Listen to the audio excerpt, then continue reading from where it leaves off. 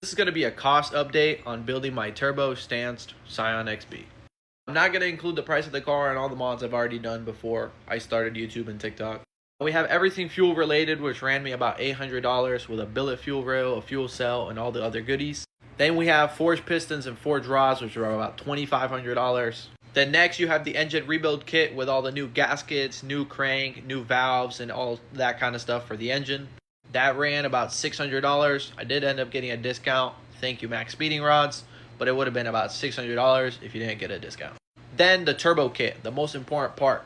Comes with the turbo, the blow-off valve, intercooler, and all the other goodies. Except the manifold. My manifold was $55 on eBay. The turbo kit ran about $600 or like $700.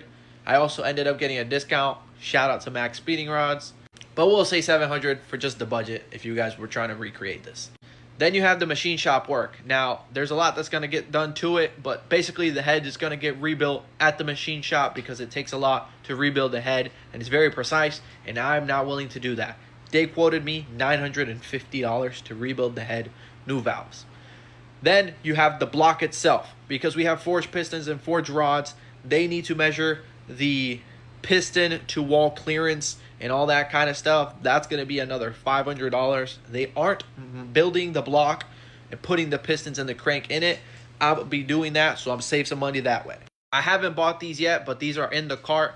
We need 750cc fuel injectors, which run about $500. If everything goes according to plan and we don't need to spend any more money, the engine's in the car, turbo's on, we're going to need an exhaust.